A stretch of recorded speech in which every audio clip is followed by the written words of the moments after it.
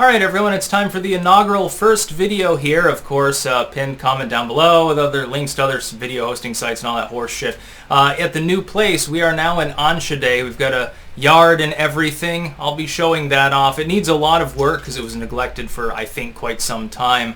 But I'll be doing that. If I look a little bit tired, I'm basically running on coffee right now. Not much else. But let's get right into it. This is an extremely important story, but not for one of the reasons that people are surmising. This is actually a strategic move, I think, mostly by Joe Biden, and that's that he encouraged, and he went out of his way to say, I encouraged the CDC to advance the eviction moratorium for an additional 60 days, but I didn't command them to do anything. Don't worry, it wasn't me. This is a cop-out, and he tells you exactly why in his statement with regards to this. Link in the description, archived, of course. The cop-out is this. Beijing Biden has lost almost 10 points of approval over the last 6 months, and part of it is things like this, where the left has been promised the Great Reset, huge overhaul, everything, and the kitchen sink. They've been promised the moon on a stick, and he can't deliver it. So what he's done with this effectively is punt it back to the Supreme Court.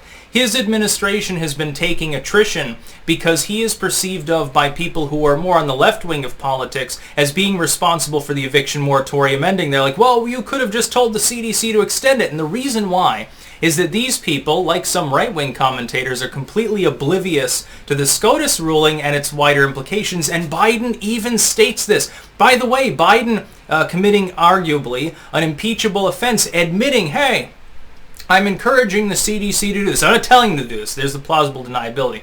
I'm encouraging them to extend the eviction moratorium because reasons. But I'm doubtful that it'll pass constitutional muster. Beijing Biden literally putting himself, de facto, behind a CDC decision that he knows the Supreme Court will injunct. They'll injunct it. The lower court ruling that initially injuncted it, that injunction was upheld by the Supreme Court of the United States. The only thing the Supreme Court did, an anomaly was trying to gutter snipe me behind his block on Twitter the other day about this again. The idea was Kavanaugh's responsible for upholding the CDC eviction moratorium. But that's not what happened. The moratorium was ruled unconstitutional. Thus, this extension by default is unlawful. It doesn't have any teeth. It'll probably be immediately embattled by court. In the next few days, you might see an injunction issued, and it won't take effect. Then they'll have to battle in court. But it gives Biden what he wants, which is he can say, I tried.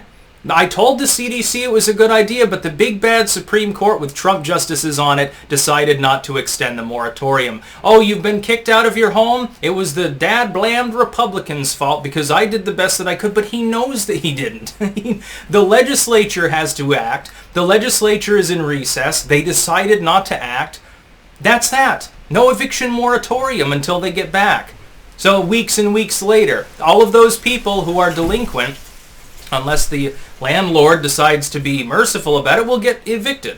This includes people getting evicted by banks and stuff. They're behind on their mortgage payments. By the way, I would rather owe the average small-time landlord a back month of rent than owe an extra month of mortgage to a bank, because the banks are cutthroats. They're the ones that'll siphon up all your money and look for any excuse to cut you out and then just remortgage the house to someone else. They can make more money that way. A small-time landlord that's in part living off of the paycheck they're getting from your rent, they've got a vested interest in not doing that. Most landlords in the United States are small-time.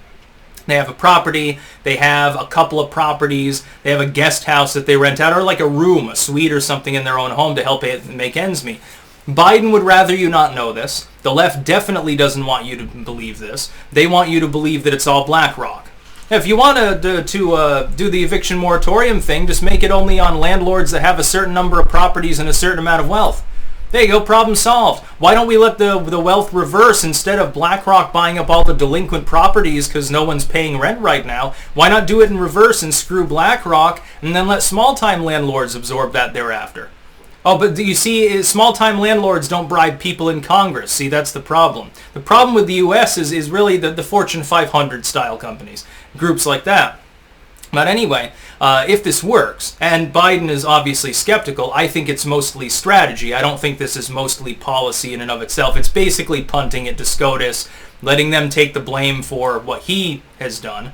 which is true. There's a reason why so many people are behind on their rent. You keep passing more lockdowns and restrictions on businesses and stuff. New York City, big story of the day, is now going to require proof of vaccination in September.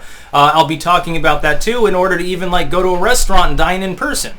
It's completely ridiculous, and they tell you flat out to your face at this point, well, it's to encourage people to get vaccinated. We want to make it painful on the unvaccinated. Well, that's funny. A few months ago, that was a conspiracy theory. That seems to happen a lot these days. Now, I think this is Biden's strategy, by and large. I think he's hoping there's a 1 in 100 chance that the courts won't injunct it. We'll say, well, it's only 60 days. Fuck it. There's not enough time to do anything about it anyway. And then he can take credit for it, number one, and he can siphon more properties, because, again, small-time and regional landlords are the ones that suffer with this sort of thing. Siphon more properties and give them to his friends at BlackRock, groups like that. It's funny how what the left fights for inevitably hurts the poor and the downtrodden, and it doesn't actually hurt the evil billionaires. They love it. They love the fact that there's lockdownism and all of this stuff and eviction moratoriums. They're making bank. That's about all. Peace out.